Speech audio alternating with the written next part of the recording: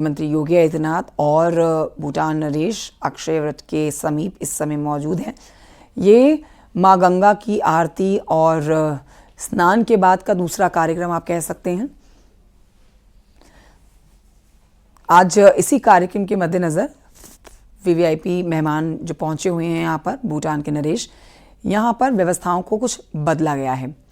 आम लोगों को भी परेशानी ना हो उसके लिए अंदर जो रूट्स हैं वो डाइवर्ट किए गए हैं, रास्ते बदलाव किया गया है ताकि यहाँ भारत में जो भूटान के नरेश आए हैं वो बहुत ही आसानी से यहाँ दर्शन कर सकें और 2 दिन का जो इनका दौरा है वो सफल साबित हो सके। मुख्यमंत्री योगी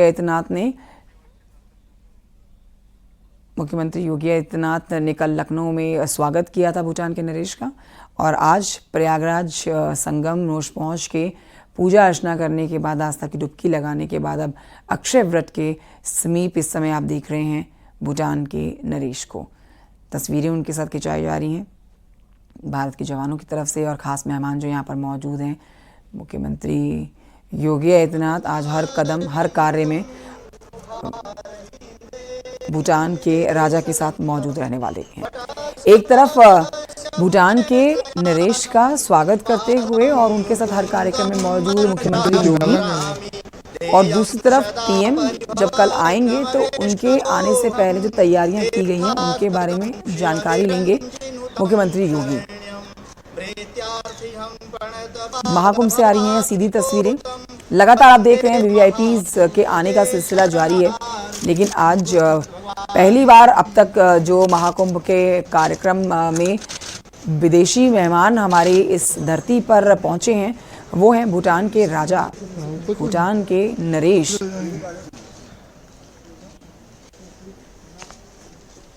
जिनका स्वागत करने के बाद अब उनके साथ पूजन के कार्यक्रम में भी प्रदेश के मुखिया मुख्यमंत्री योगी आदित्यनाथ मौजूद हैं। महाकुंभ से जुड़ी हुई जानकारियां तो वो ले ही रहे हैं। आम जन, खास जन के साथ साथ किसी तरह की परेशानी ना देखे, जिनके लिए योगी सरकार की तरफ से पक्की व्यवस्थाएं की गई हैं। साथ ही आज जो ये दर्शन किए जा रहे हैं, यहाँ पर कुछ जो बदलाव किए गए हैं उसमें आम जन के बारे में भी मुख्यमंत्री योगी आदित्यनाथ जानकारी अधिकारियों से ले रहे हैं ताकि जो यहाँ पर आज भी लाखों की संख्या में भक्त पहुंचे हुए हैं, श्रद्धालु पहुंचे हुए हैं और स्नान कर रहे हैं, उन्हें भी किसी तरह की कोई आपत्ति, किसी परेशानी का सामना न करना पड़ जाए, इसके लिए उनकी भी जानकारी अधिकारियों के माध्यम से मुख्यमंत्री समय समय पर ले रहे हैं। कल पीएम आएंगे, कल पीएम के दौरे से पहले यहाँ तैयारियां जो की गई हैं उन तैयारियों को सुनिश्चित करने के लिए भी अधिकारी मौके पर मुख्यमंत्री के साथ मौजूद हैं और भूटान के नरेश के साथ उनके कार्यक्रम में शामिल तो हो ही रहे हैं, लेकिन कल जब पीएम आएंगे तो किस तरह की व्यवस्थाएं बनाई जाएंगी, किस तरह से उनके लिए तैयारियां की गई हैं स्नान को लेकर, उसकी भी जानकारी मुख्यमंत्री ले रहे हैं। बहरहाल आप तस्वीरें देख रहे हैं उस समय के दौरान की जब अक्षय वट के पास पहुंचे भूटान के नरेश और पूजा अर्चना उन्होंने की है। दोनों देशों के मधुर संबंध, अच्छे संबंध जिनमें और घनिष्ठता आए और नज़दीकियां बढ़ें, उसी की बानगी करती ये तस्वीरें हैं जहां भारत के 2 दिन के दौरे पर पहुंचे हुए हैं भूटान के राजा, भूटान के नरेश। भारत और भूटान की संस्कृति काफ़ी मेल खाती है आपस में और ऐसे में उनके लिए हिंदुज़म के साथ जुड़ना, भारत की संस्कृति के साथ जुड़ना मुश्किल नहीं है। एक तस्वीर वो भी सामने आई थी भूटान के नरेश की जब वो पूजा स्थान पर बैठ रहे थे और अचानक से उनको एहसास हुआ कि उन्होंने जूते पहने हुए हैं। तुरंत उन्होंने जूते अपने उतारे और जाकर पूजा का स्थान ग्रहण कर लिया। तो ये दृश्य बताता है कि किस तरह से भारत की संस्कृति के साथ वो जुड़े हुए हैं और पूजा पाठ में विश्वास रखते हैं, क्योंकि यहाँ पहुँचकर सिर्फ स्नान करना भर काफ़ी नहीं है। स्नान करने के बाद जो मंत्रोच्चारण होते हैं, जो पूजा पाठ, जो गंगा आरती होती है, वो भी अपने आप में बेहद खास होती है और आज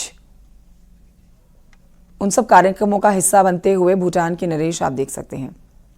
चाक चौबंद सुरक्षा व्यवस्था इस समय पूरे प्रयागराज में की गई है। ये देखिए कान्हा जी की ये प्रतिमा जिसके साथ मुख्यमंत्री योगी आदित्यनाथ और भूटान नरेश तस्वीर खिंचा रहे हैं। महाकुंभ, प्रयागराज महाकुंभ का कोना कोना इस समय आध्यात्म से रंगा हुआ है, हिंदुज़म से रंगा हुआ है और इसी रंग में रंगते हुए भूटान के राजा भी नजर आ रहे हैं। हर एक जानकारी वो भी जुटा रहे हैं, समझ रहे हैं और बारीकी से पूरे महाकुंभ को। बहुत खास दौरा बताया जा रहा है भूटान के राजा का, भारत का, और ये एक बड़ी जिम्मेदारी मुख्यमंत्री योगी आदित्यनाथ के पास आई है। जिस तरह से उन्होंने कल स्वागत किया एयरपोर्ट पर, और अब आज के जो कार्यक्रम है उनमें भूटान के राजा के साथ वो नज़र भी आ रहे हैं। तो कह सकते हैं आपकी बड़ी जिम्मेदारी, एक बड़ा कार्यक्रम तो संपन्न कराया ही जा रहा है प्रदेश की तरफ से, जिसके लिए लंबे समय से तैयारियां भी की गई थी। वहीं जो वीवीआईपीज पहुंच रहे हैं उनका खुद स्वागत करते हुए मुख्यमंत्री योगी आदित्यनाथ नजर आते हैं। इससे पहले भी आपने देखा था गृहमंत्री अमित शाह जब आए थे अपने परिवार के साथ, तो उनका भी स्वागत किया गया था। उन्होंने भी यहाँ पर आकर स्नान किया, तो हर एक कार्यक्रम में मुख्यमंत्री उनके साथ मौजूद रहे। उपराष्ट्रपति जगदीप धनखड़ अभी कुछ दिनों पहले ही यहाँ पर आए थे, तब उनका स्वागत भी एयरपोर्ट पर किया गया, और फिर उसके बाद जब उन्होंने स्नान किया तो हर कार्यक्रम में मुख्यमंत्री योगी आदित्यनाथ उनके साथ मौजूद रहे थे। अब ऐसे में कल पीएम आने वाले हैं। प्रधानमंत्री का कल का दौरा है 5 फरवरी का। कल चुनाव भी होने हैं, दिल्ली में मतदान होना है, साथ ही उत्तर प्रदेश में भी एक सीट पर उपचुनाव होना है मिल्कीपुर में, जहां पर बीजेपी और समाजवादी पार्टी दोनों ने ही अपनी अपनी ताकत लगा रखी है। बीजेपी हालांकि पूरी तरह से आश्वस्त नजर आ रही है, जीत का दावा कर रही है, जहां पर मुख्यमंत्री योगी आदित्यनाथ ने जमकर प्रचार भी किया। तो देखिए कल का दिन बहुत अहम हो जाता है। कल चुनाव के लिहाज से भी और आस्था के लिहाज से, दोनों लिहाज से कल का दिन महत्वपूर्ण है, क्योंकि एक तरफ मतदान और दूसरी तरफ प्रधानमंत्री नरेंद्र मोदी का प्रयागराज का दौरा। आलोक हमारे साथ लगातार जानकारी के साथ मौजूद हैं। आलोक, सबसे पहले इस वक्त की अपडेट्स दीजिए, इस समय कहां पर हैं भूटान के राजा और मुख्यमंत्री योगी आदित्यनाथ? अक्षय वट वृक्ष की पूजा कर ली गई है या फिर नहीं? अक्षय वट की पूजा करने के बाद मुख्यमंत्री योगी आदित्यनाथ और भूटान के नरेश जिग्मे खेसर नामग्याल वांगचुक यहां अब हनुमान जी के मंदिर में दर्शन पूजन करने के लिए आ रहे हैं। वहां से अक्षयवट कॉरिडोर से अक्षयवट की पूजा करके, दर्शन करके वहां से निकल चुके हैं। थोड़ी ही देर में हमारे सामने से वो गुजरने वाले हैं, और यहीं बगल में श्री बड़े हनुमान जी मंदिर, जिन्हें लेटे हुए हनुमान जी भी कहा जाता है, उनके दर्शन पूजन के लिए वह आ रहे हैं। आलोक, एक जानकारी ये भी दीजिए कि कुछ व्यवस्थाओं में बदलाव किया गया है आज, क्योंकि आज वीवीआईपी मेहमान आए हुए हैं और ऐसे में उन्हें किसी तरह की कोई परेशानी ना हो और वो दर्शन पूजन आराम से कर लें। तो आज जो बदलाव किए गए हैं वहां पर आम जन जो पहुंचे हैं, आम श्रद्धालुओं के डुबकी लगाने को लेकर, उस पर हमारे दर्शकों को बताइए कि किस तरह से बदलाव किए गए हैं। जी बिल्कुल कंचन, आपको बताना चाहेंगे कि यहाँ जो बदलाव किए गए हैं वो ये है कि एक रास्ता वीवीआईपी मूवमेंट के लिए लगातार रोक कर रखा गया है। उसके किनारे से बैरिकेडिंग की गई है और किनारे किनारे लोगों को जाने दिया जा रहा है, श्रद्धालुओं को जाने दिया जा रहा है। किसी भी तरह की कोई बाधा उत्पन्न नहीं की गई है जिससे आम श्रद्धालु को कोई समस्या हो, आम श्रद्धालु को कोई दिक्कत ना हो, समस्या ना हो, इस बात का पूरा ख्याल रखा गया है। लेकिन साथ ही साथ जो हमारे विदेशी मेहमान हैं, जो हमारे अतिथि हैं, उनके लिए भी पूरे ट्रैफिक रूट को व्यवस्थित किया गया है, जिससे वह आसानी से मूवमेंट कर सके और भारतीय संस्कृति को, भारतीय सांस्कृतिक विरासत को अपने चक्षुओं से देख सके, उसको अनुभव कर सके। इसका पूरा प्रबंधन किया गया है। हो रहे हैं और भूटान के नरेश तो इस समय मौजूद हैं ही। कितना समय और लग सकता है लेटे हुए हनुमान जी के मंदिर तक पहुंचने में अभी, क्योंकि ज़्यादा दूरी तो नहीं है। अभी हमने बीच में देखा कि उन्होंने छोटे से कान्हा जी की मूर्ति के साथ तस्वीर भी खिंचाई। तो मतलब उनकी इस हिंदुज़म और हिंदू संस्कृति के साथ जुड़ने की जो तस्वीरें आ रही हैं, वो भी जानकारी जुटाते हुए नजर आ रहे हैं। वो भी अधिकारियों से बातचीत कर रहे हैं, जो तस्वीरें हम अपने दर्शकों तक दिखा रहे हैं, पहुंचा रहे हैं। तो ऐसा लग रहा है कि और भी ज्यादा जानकारी और हिंदुज़म के साथ जुड़ने का भारत के इस दौरे से उनके यहाँ आने का अंदाजा लगाया जा सकता है। बिल्कुल कंचन, आपने ठीक कहा। भारतीय संस्कृति में, सनातन धर्म में हिंदुत्व और बौद्ध दोनों एक दूसरे के पूरक हैं। अगर आपको ध्यान होगा तो ये आपको समझ में आएगा और दर्शकों को भी ध्यान आएगा कि जब भगवान श्री राम लला की मूर्ति की स्थापना होती है तो उस विग्रह में आप देखेंगे कि भगवान बुद्ध भी हैं। तो भारतीय संस्कृति, भारतीय सांस्कृतिक विरासत और भूटान दोनों एक दूसरे के पूरक हैं और इसीलिए जो भूटान के हमारे अतिथि हैं भूटान नरेश, ये लगातार जो अधिकारीगण हैं, जो जानकार हैं, जो उनके निकट मौजूद हैं, उनसे वह अधिक जानकारी प्राप्त कर रहे हैं, जिससे वो अपने जुड़ाव को और अधिक कर पाएं। और हमारे जो अतिथि हैं वो भारतीय वांग्मय, भारतीय संस्कृति को जानने के लिए बहुत ही लालायित प्रतीत हो रहे हैं, ऐसा चित्रों से प्रतीत हो रहा है। बिल्कुल, तो हम तस्वीरें देख रहे हैं किस तरह भूटान नरेश ने संगम में स्नान किया है और उसके बाद जो कोई संगम में डुबकी लगाता है, प्रयागराज और संगम से जुड़े हुए जो प्राचीन और आध्यात्मिक स्थल हैं, जैसे अक्षयवट है, लेटे हनुमान जी का मंदिर है, बड़े हनुमान जी का मंदिर है, वहां पर जरूर दर्शन करने के लिए जाता है। आध्यात्मिक और पौराणिक लिहाज से आलोक अगर बात की जाए तो अक्षयवट, इसकी जो कहानी है वो भी अपने आप में बड़ी दिलचस्प है। कहा जाता है कि सीता जी ने आशीर्वाद दिया हुआ है इस वृक्ष को, और मुगल काल में यहां पर लोगों की एंट्री भी बंद थी क्योंकि ये किले के परकोटे में आता था। बहुत समय बाद जाकर यहां पर लोगों की एंट्री हुई और मोदी सरकार के प्रयासों के बाद यहां पर अब श्रद्धालुओं का आना जाना कुछ सालों से शुरू हुआ है। अब मुख्यमंत्री योगी आदित्यनाथ जी के साथ भूटान के हमारे नरेश अतिथि जिग्मे खेसर नामग्याल वांगचुक आपको जाते हुए अब दिखाई देंगे थोड़ी ही देर में। अभी अधिकारियों का ये काफिला जा रहा है और यहां से लेटे हुए हनुमान जी के मंदिर में वो जाएंगे। ये पीछे उनका वाहन आता हुआ दिखाई दे रहा होगा आपको। पहले जैमर व्हीकल आएगी, उसके बाद ठीक बाद अभी इंटरसेप्टर आपको दिखाई दे रहा होगा। महज 15 सेकंड के अंदर अंदर वो हमारे सामने से जाते हुए आपको दिखाई देंगे। आप देख रही हैं इस व्हीकल में है कि ठीक पीछे मुख्यमंत्री योगी आदित्यनाथ महाराज। अब ये आप देख सकती हैं कि हमारे दर्शकों को दिखाइए कि ये उनका व्हीकल रुका है और अब श्री हनुमान जी के मंदिर में दर्शन करने के लिए जा रहे हैं। साथ में भूटान के तमाम अधिकारी जो हमारे अतिथि के साथ आए हुए हैं वह भी आपको दिखाई दे रहे होंगे। हम अपने वीडियो जर्नलिस्ट से कहेंगे कि यहाँ नजदीक तक आए। भूटान के हमारे अतिथि जिनमें खेसर नामग्याल लेटे हुए हनुमान जी मंदिर के दर्शन करने के लिए जाते हुए मुख्यमंत्री योगी आदित्यनाथ जी उनके साथ साथ जा रहे हैं और तमाम जो प्रोटोकॉल्स हैं उसको भी फॉलो किया जा रहा है। सुरक्षा के पुख्ता इंतजाम भी हैं। हमारे कैमरा सहयोगी मुनमुन से हम कहेंगे कि थोड़ा नजदीक तक आए। आप देख पा रहे हो कि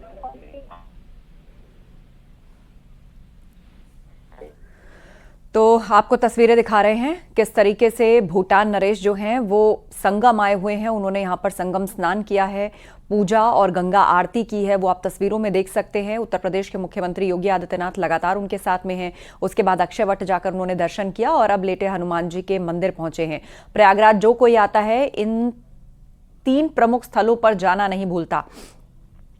संगम में स्नान और उसके बाद साइबेरियन पक्षियों को यहाँ पर सभी लोग खाना खिलाते हैं, क्योंकि मान्यता है सनातन धर्म में पशु पक्षी प्रकृति सबको समान रूप में देखने का, उनको समान रूप में उनका ध्यान करना, उनके पोषण का ध्यान रखना। तो ऐसे में संगम स्नान के वक्त जो लोग संगम की लहरों पर जाते हैं वो पक्षियों को खाना जरूर खिलाते हैं।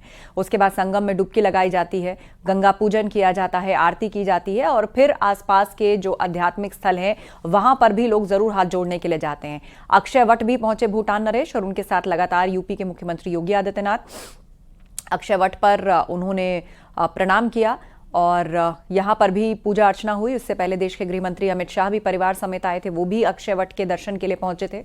और अब भूटान नरेश को भी आप देख रहे हैं तस्वीरों में कि संगम में स्नान और आरती के बाद अक्षयवट के उन्होंने दर्शन किए और फिलहाल जो उनका फ्लीट है वो पहुंच चुका है लेटे हनुमान मंदिर।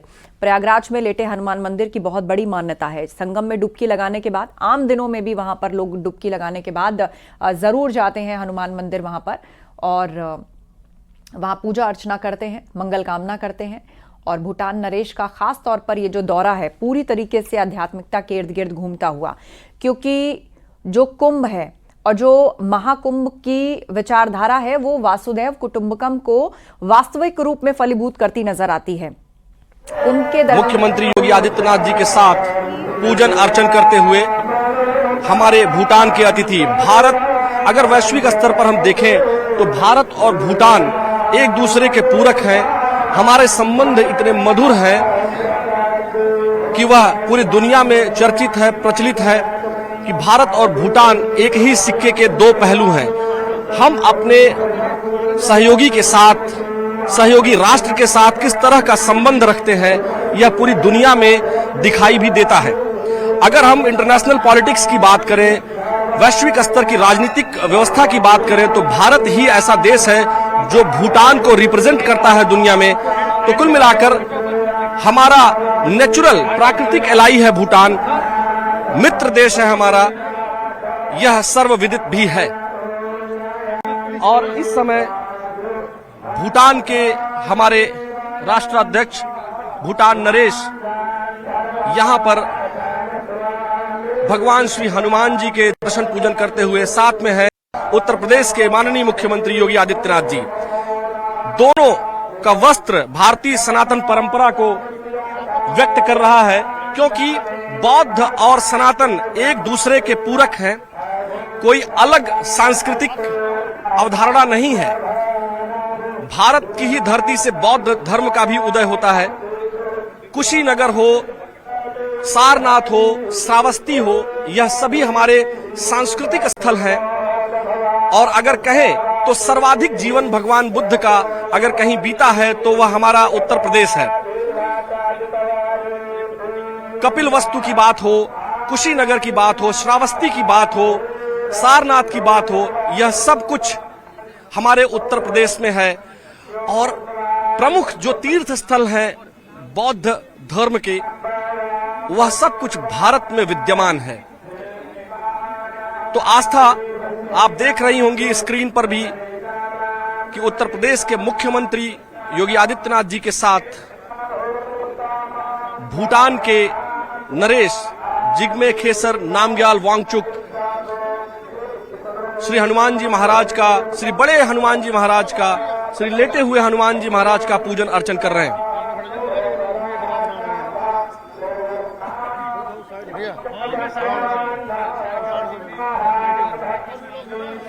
शायद इसीलिए कहा जाता है कि अयम निजः परोवेति गणना लघु चेत साम उदार चरिता नाम तू वसुधैव कुटुंबकम। पूरी वसुधा ही हमारा परिवार है, लेकिन जो भारतीय उपमहाद्वीप है उसका सबसे प्रमुख राष्ट्र भारत और भारत के प्राकृतिक मित्र भूटान का हमारे देश की धरती पर स्वागत है, अभिनंदन है। इसके साथ साथ वह हमारी संस्कृति को जी रहे हैं, हमारी सांस्कृतिक विरासत को अनुभव कर रहे हैं। यह महत्वपूर्ण बात है।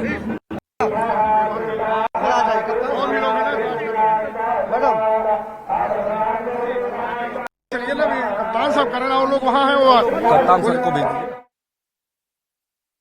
तो तस्वीरें दिखा रहे हैं, इस वक्त लेटे हनुमान जी के मंदिर में पूजा अर्चना चल रही है। उत्तर प्रदेश के मुख्यमंत्री योगी आदित्यनाथ और भूटान नरेश दोनों इस वक्त यहां पर पूजा अर्चना कर रहे हैं। और आप देख सकते हैं तस्वीरों में इस वक्त हनुमान जी को सिंदूर चढ़ाया जा रहा है, माला अर्पित करी भूटान नरेश ने उनको। यूपी के मुख्यमंत्री योगी आदित्यनाथ वो भी इस वक्त माला अर्पित कर रहे हैं। बहुत श्रद्धा है इस लेटे हनुमान मंदिर की प्रयागराज के अंदर। ऐतिहासिक रूप से, पौराणिक रूप से इस मंदिर की जो महिमा है वो दूर दूर तक विख्यात है। सिर्फ प्रयागराज ही नहीं बल्कि आसपास के शहरों से और यहाँ तक कि देश विदेश से भी जिसका आना होता है प्रयागराज में, वो लेटे हनुमान जी के मंदिर जरूर जाता है। और बहुत सारी मान्यताएं हैं। पौराणिक कथाओं के अनुसार जब भगवान राम लंका विजय के बाद अयोध्या लौट रहे थे तब संगम तट पर उन्होंने विश्राम किया था। इस दौरान हनुमान जी भी उनके साथ थे और थकान के कारण हनुमान जी यहाँ पर लेट गए थे और तभी से उनकी ये प्रतिमा इसी अवस्था में वहां स्थापित है, ऐसी मान्यता मानी जाती है। बहुत तरह की कथाएं हैं इस अवस्था के पीछे। और प्रयागराज का ये बहुत ही प्रसिद्ध मंदिर है और कहा जाता है कि एकमात्र ऐसा मंदिर है जिसमें हनुमान जी जो है वो लेटी हुई मुद्रा में नजर आते हैं। और ये जो प्रतिमा है उनकी स्थापित, ये 20 फीट लंबी प्रतिमा है।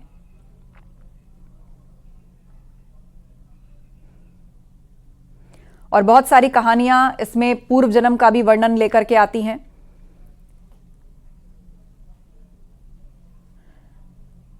यह भी कहा जाता है कि हनुमान जी की इस प्रतिमा के पीछे उन्हीं के पुनर्जन्म की जो कहानी है वो जुड़ी हुई है। जानकारी के मुताबिक जब लंका जीतने के बाद बजरंग बली अपार कष्ट से पीड़ित होकर एक बहुत ही क्षीण अवस्था में पहुंच गए थे, तब मां जानकी ने इस जगह पर उनको सिंदूर देकर नया जीवन और हमेशा के लिए आरोग्य और चिरायु रहने का आशीर्वाद दिया था। यह भी एक पौराणिक कहानी है। अलग अलग मान्यताएं हैं इस लेटी अवस्था के पीछे। जो दावे हैं पौराणिक रूप से वो हम आपको बता रहे हैं। और कहा जाता है कि सीता जी ने यह भी कहा था कि जो भी त्रिवेणी तट पर संगम का स्नान करके आएगा और संगम का असली फल तभी मिलेगा जब वो हनुमान जी के दर्शन करेगा। तो इसीलिए त्रिवेणी में डुबकी लगाने के बाद लोग इस मान्यता को मानते हुए इस मंदिर तक जरूर आते हैं और हनुमान जी के दर्शन करते हैं। बजरंग बली को सिंदूर दान करते हैं, जो आप तस्वीरों में देख रहे हैं, और उसको बहुत ही शुभ माना जाता है, क्योंकि कहा जाता है कि मां जानकी यानी कि सीता जी ने सिंदूर हनुमान जी को यहां पर दिया था और उसी को दोहराते हुए उसी की याद में जो है भक्त भी बजरंग बली को सिंदूर चढ़ाते हैं और इसको अपने लिए शुभ मानते हैं। आपको यह भी बता दें कि हनुमान जी की इस प्रतिमा को प्रयागराज का कोतवाल होने का भी दर्जा मिल चुका है।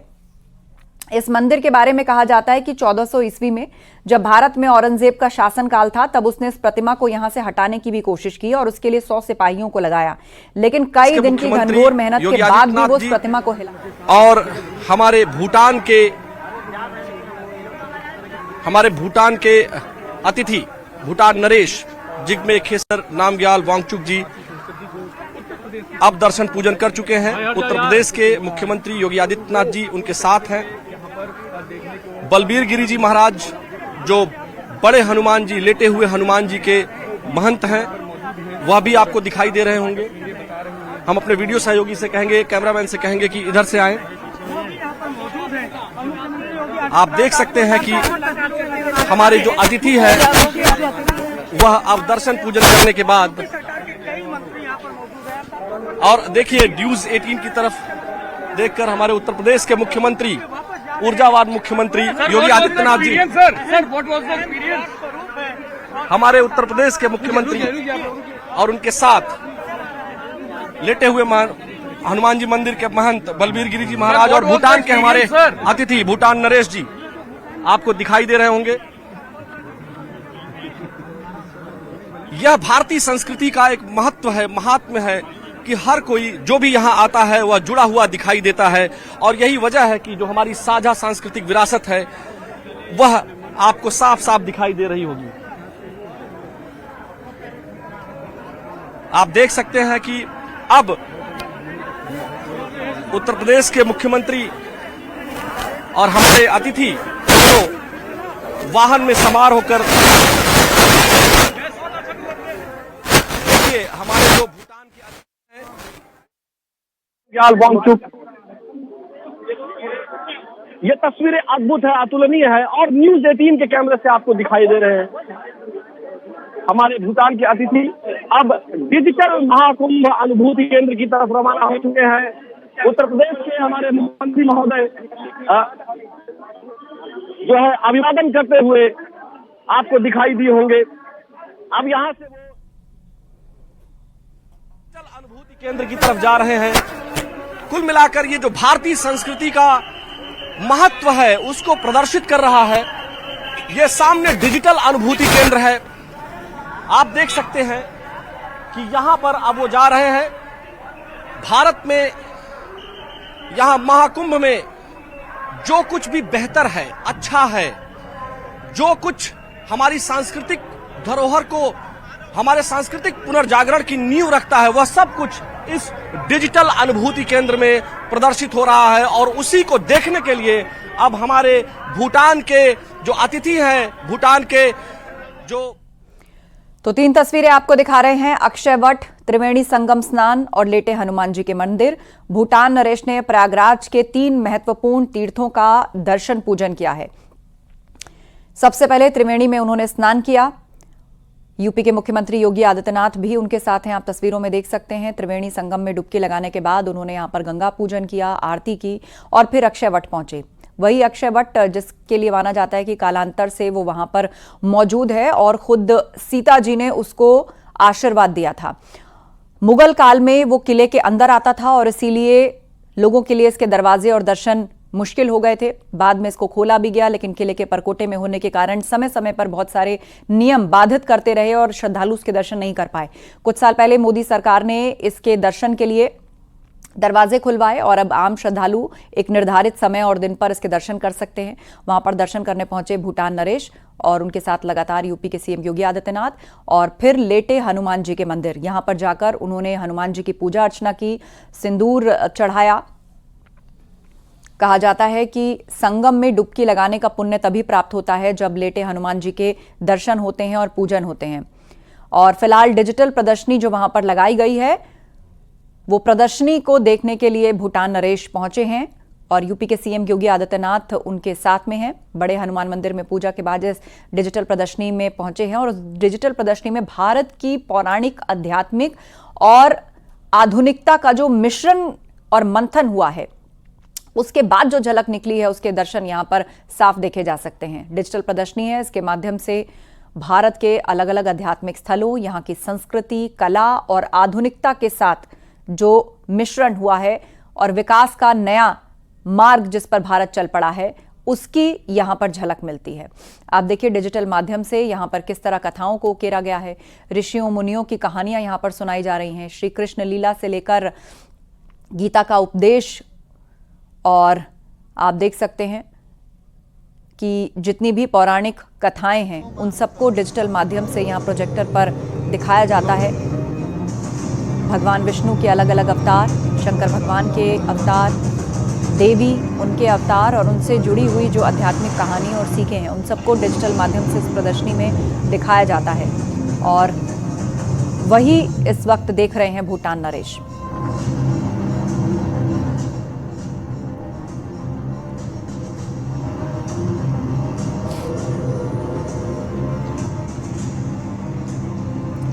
और हमारे सहयोगी आलोक इस वक्त हमारे साथ लगातार जुड़े हुए हैं। आलोक, डिजिटल प्रदर्शनी में इस वक्त वो तमाम कथाओं को डिजिटल माध्यम से दिखाया जा रहा है, भूटान नरेश उसे देख रहे हैं, तो क्या आम लोग भी यहाँ पर आकर ये प्रदर्शनी देख सकते हैं?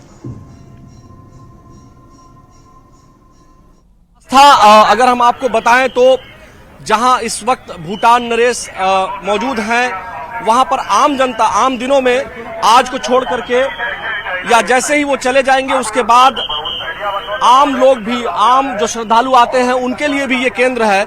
यह केंद्र इसीलिए है कि जो हमारे श्रद्धालु हैं, जो लोग हैं, वो आए तो ये जाने कि ये जो हमारी संस्कृति है उसका प्रादुर्भाव कहां से है, उसके बारे में पूर्णता से जानने के लिए ही यह डिजिटल अनुभूति केंद्र है।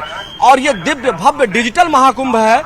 इसीलिए डिजिटली कैसे हमारे युवा वर्ग, हमारे जो तमाम लोग हैं, जो युवा वर्ग के अलावा भी जो तमाम लोग हैं जो टेक्नोलॉजी का यूज करते हैं, वो कैसे हमारी संस्कृति को समझ पाएं, इसका पूरा प्रयास है। और उसमें यही सब दिखाया गया है। ये जो डिजिटल अनुभूति केंद्र है, ये महाकुंभ कैसे प्रारंभ हुआ, महाकुंभ और जो सागर में समुद्र मंथन जो हुआ, वो सब कुछ उसके बारे में बताने का पूरा प्रयास किया गया है। बिल्कुल, तो आखिर कुंभ का क्या महत्व है, कौन सी पौराणिक कथा जो है वो कुंभ से जुड़ी हुई है, वो सब यहाँ पर डिजिटली दिखाया जा रहा है। किस तरह समुद्र मंथन हुआ था देवताओं और असुरों के बीच में, और फिर अमृत कलश लेकर जब विष्णु जी प्रकट हुए थे और लीलावश मोहिनी रूप धर के जब उस अमृत कलश को उन्होंने राक्षसों से लिया था, तो उसका पीछा करते वक्त उसकी कुछ बूंदें जो थी वो छलक करके इस संगम में गिरी थी। और अमृत की बूंदें चूंकि संगम में गिरी थी, इसीलिए इसका महत्व और इसकी पवित्रता बहुत बढ़ जाती है। ये पूरी कहानी डिजिटल माध्यम से दिखाई जा रही है। ये दुर्लभ माला मैं आपको भेंट करता हूँ, इसे मेरा आशीर्वाद समझकर सहेज कर रखें। परंतु इंद्र महर्षि की आशीष का मान न कर सके और अहंकार के प्रमाद में उन्होंने वो माला ऐरावत के मस्तक पर रख दी। पुष्प गंध से असहज ऐरावत ने माला धरती पर दी। दम्भेन्द्र, मैं ऐसा घोर अपमान, जिस धन ऐश्वर्य पर तुम इतना इतराते हो, मैं वही तुमसे छीन लूंगा। ऐसी क्षण तुम्हें और तुम्हारे लोग को श्रीहीन होने का श्राप देता हूं। एवमस्तु। ऋषि श्राप के प्रभाव से देवताओं का वैभव छिन गया, तीनों लोगों में हाहाकार मच गया। देवों की शक्ति क्षीण होते ही दानवों ने देवलोक पर आक्रमण कर दिया। घोर देव असुर संग्राम के पश्चात स्वर्गलोक दानवों के अधीन हो गया। पतित पराजित देवगण त्राहिमाम करते श्री हरि विष्णु की शरण में पहुंचे। प्रभु, तीनों लोगों पर संकट है, हमें इस श्राप से मुक्ति दिलाइए। देवराज, इस संकट का समाधान सागर मंथन है, परंतु मंथन तभी सफल होगा जब देवता और दानव मिलकर प्रयास करेंगे। ये कैसे संभव होगा नाथ? सृष्टि के कल्याण हेतु इन दो परस्पर शक्तियों को साथ आना ही होगा। हरि आज्ञा से मंथन आरंभ किया गया।